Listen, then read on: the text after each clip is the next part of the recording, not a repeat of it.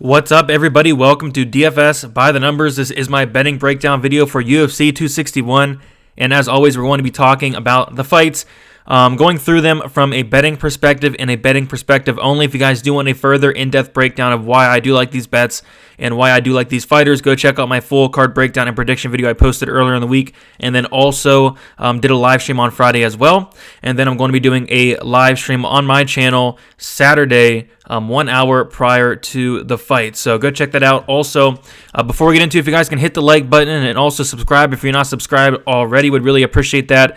But yeah, with that said, let's keep it going here. So yeah, I have a ton of action on this card. Like, this is going to be the most action I've had, honestly, all year, by a pretty decent margin. I have a ton of bets. Hopefully it's a winning night. Have had 4 winning nights in a row. Just squeaked by last week, just barely thanks to Gerald Mearstrip by sub. Didn't have much action last week, but this week is the complete opposite. I have so many bets, so hopefully it's a good night. Most of my action is coming on the main card portion, but I do have some bets sprinkled in between the prelims as well. So let's get into it. We'll start with the first fight of the night.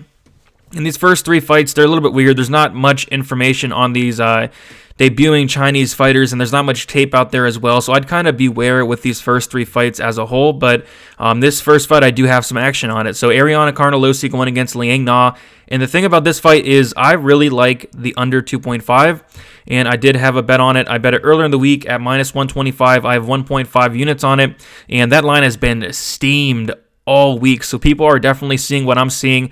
If you don't want to lay the minus 195, I think there's a prop out there of fight does not start round 3. I think you could do that as well, but hopefully if you do have it, you did get in somewhat early because that line got smoked all week. A lot of people are on that line, and rightfully so. Liang, in all of her fights, she's been to decision 1 time. She lost that decision. She has a 100% finish rate, and as a whole, this fight is the most likely fight to end inside the distance according to the odds, which is crazy to think about because, for one, it's a women's fight, and typically we think of women's fights going the distance outside of fighters like Amanda Nunes and all that.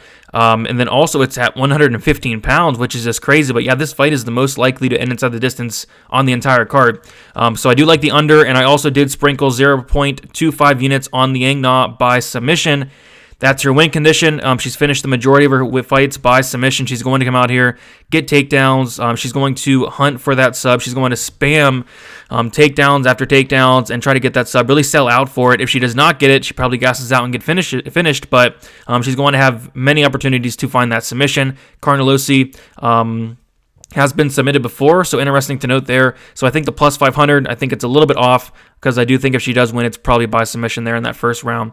So 2 bets there to start off the card. Getting into the next fight, Jeff Molina versus Iori Couliang. I want nothing to do with this fight. Just don't know much about Iori Couliang, and really don't know much about Jeff Molina as well. But from what I see, I think he's the more technical striker. Iori looks pretty hittable, but he looks like he's really aggressive. Molina has a very good ground game. I guess if I had to look at something, it would be Molina by submission plus 555. I think that's a decent line. He has finished the majority of his fights by submission. He has like an 87% finish rate. Iori has been finished by sub in half his losses, 3 out of 6 losses by submission. So I guess that's the way I look. I just want nothing to do with this fight, honestly. Just don't have enough information between the 2 fighters. But as far as a straight pick, I'll go with Molina. Just would not bet that personally. Rong Zhu going against Rodrigo Vargas. At first, I was kind of looking at the over 1.5, but after seeing that, man, both these guys are finishers. Both guys have a combined averaging out like a 90% finish rate between the 2. Rong has been submitted 3 times. Vargas has been submitted once. Neither guy has been knocked out. I like Rong here. I like Rong probably inside the distance. I don't like the line, plus 105 for inside the distance, but I will pick him out to win. Just wouldn't really bet it. So passing here again. The first 3 fights, like I mentioned, probably fights you probably shouldn't be betting on, but I do like that first fight of the night from a violence perspective. Danaa Bakkarel going against Kevin Natividad, and I do have 2 bets in this fight. I have a straight bet on Danaa Bakkarel, minus 138, 1.5 units on it, and then also Bakkarel wins by TKO KO, plus 280, 0.25 units on it. So Bakkarel straight and a sprinkle on the knockout prop. Yeah, this one I was eyeing for like a month. I bet this late or early last week. I want to get on this early. I didn't expect the line movement to be this crazy, but we see Bakkarel on some books minus 200, minus 190, and I do agree with that line movement. Yeah, Basically, it's a fade on Natividad here, and I also really like what back row brings to the table from a striking perspective. Natividad is very low volume. He's extremely hittable, and you do not want to be hittable against a guy like Donat back row. I think the KO is really on the table. Natividad has never lost by decision. He's never lost by submission. Both of his losses are by knockout. One against Miles Johnson in the third, one against somebody else in the first round. So he's been knocked out before, and Baccarel is very dangerous, and if he's going to get opportunities here. He's going to get many opportunities to knock him out. Natividad, not the best striking defense. I think Baccarel has a very good chance to put his lights out here. So I did bet him straight, 1.5 units, minus 138, and then also a little bit of a sprinkle on the knockout prop as well. Pat Sabatini, Tristan Connolly. I like Sabatini. I like him to win, probably by decision. I think he's better everywhere. He's the younger fighter. He's a better striker. He's a better wrestler, the better grappler. I think he covers Connolly in pretty much everything outside of maybe experience. But yeah, I like Sabatini. I think he's a fine parlay piece personally. The line minus 240, maybe it could be a little bit closer, but I still think he gets it done. No bet for me. I already have a parlay that I do like and a parlay that I already betted or bet. But I'm going to pick Sabatini to win, just no bet here. If I was to look at a prop, I think, I don't know, I can see him honestly winning by decision, submission, or KO, honestly. So I'm just going to pass here, but I do think Sabatini does get the job done. Brendan Allen against Carl Roberson. Yeah, this is an interesting fight. I think the line's getting a little bit crazy. If you told me Brendan Allen was going to go out here and get takedowns, I would have bet Brendan Allen already. It's just we don't know if he's going to go for takedowns or not. He hasn't had a takedown in his last 3 fights, which is a big concern here. Because if he does not go for takedowns in this fight, he's probably getting knocked out just like he did in his last fight against Sean Strickland, where for some reason he did not take the fight down to the mat. So really it comes down to Allen and how he approaches this fight. If he goes for takedowns, very good chance he gets a submission. If he does not go for takedowns, very good chance he gets knocked out. I think it should be closer to a 50-50, honestly. Pass here. I guess I was looking at the under 2.5, which is minus 160. I do think Allen can get the sub. Roberson can get the knockout. But ultimately, I'm just going to pass on this fight. I think there's better fights to bet on it for the card. Dwight Grant versus Stefan Sekulic. I think we might have a live dog here in Sekulic, but do I want to pull the trigger on somebody that's coming off of a PED suspension, a 2-year layoff, an injury, surgery? I don't, but you can't really trust Dwight Grant at any price, let alone he's like open up minus 270, money coming in on Sekulic, and probably for a good reason. If Dwight Grant does not find that knockout, there's a really good chance he loses just based off of Sekulic doing more. Dwight Grant, 36 years old, 37 years old, low output, relying on that knockout punch, poor cardio. It's just something that you shouldn't be betting on, especially like in parlays. Grant should not be in parlays, nothing like that. I'm going to pick Grant to win. I'm going to pick him to get that knockout, but if he doesn't, it's going to be a very, very close fight, I feel like. So give me Dwight Grant. I was kind of looking at the under 2.5, but Dwight Grant with the low volume, I can see it being like a really boring fight. So I'm just going to pass. Sit back and watch this one.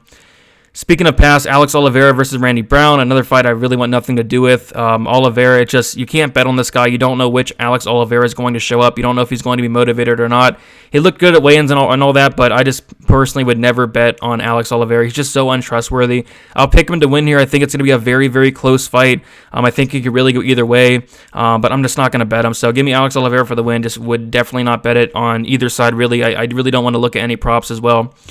I guess one that stuck out was Randy Brown by submission. Oliveira's been submitted 4 times. I guess it's something you could look at. It's just I don't want to put my money on this fight personally.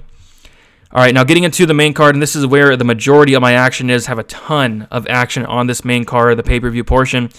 Jimmy Croot, Anthony Smith, just a straight bet for me. Jimmy Croot, minus 190, 2 units on it. Bet this last week. I kind of expected more money to come in on the Croot side. And we know what Anthony Smith is going to bring to the table. He's somebody that he takes a lot of beatings. He takes a lot of beatings and then, comes back later as the fight goes. So I can kind of see that happening if Croot does gas out. But, Croot's going to get, in my opinion, like such a big lead and possibly even finish Smith within these first couple of rounds. As long as Croot can survive that third round against Smith, I do think he should win pretty handedly here. I don't see Smith submitting Croot, Croot's a very good black belt. I don't see Smith knocking out Croot. I think Croot can kind of implement that Alexander Rakic game plan where Rakic took down Smith, held him down for 3 rounds, and we know that Croot has very good wrestling. He took down Mikhail Olazechuk 8 times in 1 round, which is insane, and Smith has a 51% takedown defense, so expose that takedown defense, get him on the mat, and probably get him out of there, honestly. Smith has been finished in 13 out of his 16 losses. But yeah, I'm not going to mess around with the props, nothing like that. I do want Croot straight up minus 190. If you want to take a shot on Smith, maybe look at the third round prop, because I do think that's his likely path to victory. Uriah Hall, Chris Weidman. Yeah, I don't know. I like Hall here, I guess. I mean, Chris Weidman, he's 36 years old, about to be 37. The durability's not there. The cardio did not look there in his last fight. Uriah Hall, essentially knockout or bust. So I do get why some money's coming in on Weidman here, but I think the knockout is really, really live here. So I did take a shot on Hall by knockout, plus 215, half a unit on it. Weidman's been knocked out 5 times in all 5 losses, and I had a bet on Weidman in his last fight against Akhmedov, and the guy looked horrible. He looked awful. He had a very good first round. After that, he gassed out, got dominated in that second round, caught a second win in the third, but we got to remember that Amari Akhmedov, he was huffing and puffing with like 2 minutes to go in the first round, so he was gassed out too. You do not want to gas out here against Uriah Hall. If he does, he's going to put his lights out. So I can kind of see a situation where Weidman does win that first round and a half, and if he does slow down, Hall is notorious for getting those late finishes, and I think he does just that. Hall, 75% knockout rate, which is extremely good, tons of power. I can kind of see like a late finish from Hall, so that's what I'm going with there, and I do like that knockout prop. Valentina Shevchenko versus Jessica Andrade. This is going to be the first leg of my 2.5 unit parlay. I like Shevchenko here. I think Andrade can make this interesting. She's going to come forward. She's going to throw a ton of volume. She's going to pressure, and with the volume that she throws, with the recklessness that she comes with, it leaves her to be hit. She's very hittable, absorbs like 5.5 significant strikes per minute. I do think Shevchenko can stay to the outside, really piece up Andrade, who really has no regards for any striking defense whatsoever, and that's a recipe for disaster against someone in Shevchenko. So I do like Shevchenko here. I like her quite a bit. Can Andrade pull off the win? Maybe. Just hard to see her like winning a decision. Is she going to be able to finish Shevchenko? I don't know. Amanda Nunes couldn't in those 2 fights. Shevchenko never been knocked out, never been submitted. I don't know if I can see Andrade doing that. So I think it can be more competitive than her past couple fights, but I still think Shevchenko over the duration of 5 rounds at some point maybe finds a knockout win, maybe a head kick, or just pieces apart Andrade for the majority of the fight. So give me Shevchenko to win. And she is the biggest favorite on the card now, like minus 500. I personally parlayed her at minus 365, so a lot of money's coming in on Shevchenko. I don't know if it should be this wide, but I do think she does win. Zhang Weili going against Rose Namajunas. I do have a 2-unit bet on Zhang Weili minus 187. We see the line around that minus 190 mark. Line kind of staying the same throughout the week. Yeah, I like Weili here quite a bit. I think the first round and a half, 2 rounds will be pretty competitive. We saw Rose Namajunas look really good in her last fight against Jessica Andrade in that first round and a half, 2 rounds. But after that, she slowed down a ton against Andrade. I thought Andrade was about to finish her. Like Andrade was piecing her up. And if she slows down against Zhang Weili, she's going to be in big trouble because Zhang Weili does not slow down. She's going to be throwing a ton of volume, and with that volume comes power as well. And you do not want to slow down. So I like Zhang Weili to kind of pick it up as the fight goes on. Like I said, I think especially with the bigger cage, Rose probably wins the first round. I think it'll be very competitive. Maybe she does squeak out a round and a half. But after that, 2-round mark, I do think Zhang's going to take over, possible late finish, but at least win those those last 3 rounds. Maybe even like one of the 2, but I do think rounds 1 and rounds 2 will be the most competitive. I know a lot of people are taking the shot on Rose. I get it, but I do think Zhang Weili's the real deal. But yeah, should be a good fight, but I do have 2 units on her at minus 187. And then around the night, like this is big for me. I have Kamaru Usman tied up in a lot of bets here. So this is going to end the parlay with Shevchenko Usman minus 165 at 2.5 units on it. My biggest play of the night. Would love for those 2 to win. That's a pretty big play for me. And then I also have Kamaru Usman wins by decision minus 110, 1.3 units on it. And then I sprinkled Kamaru Usman wins in round 4 plus 1,800, 0.1 units on it. And then Kamaru Usman wins in round 5 plus 1,900, 0.1 units on it. So it's safe to say if Shevchenko wins and Usman wins in rounds 4, 5, or decision, it's going to be a pretty good night. So I do think that both of those are pretty likely. Honestly, I probably don't see Usman finishing Masvidal, who has been knocked out only once in 50 fights. Very durable, very good cardio as well compared to a guy like Gilbert Burns, who does not have a chin, does not have cardio. Usman was able to finish him in his last fight. He was also able to finish Colby Covington in the 5th round. Yeah, I'd love a 5th round finish, but I do think the most likely scenario is Usman by decision. I know a lot of people are going to be betting on Masvidal. I saw a thing on Twitter where it said that, like 90% of the bets are coming in on Masvidal, but it also said like 90% of the actual money is coming in on Usman. So just goes to show that a lot of the fans of Masvidal are betting him. They're betting that underdog price, but a lot of the actual money, the big money, is coming on the Usman side.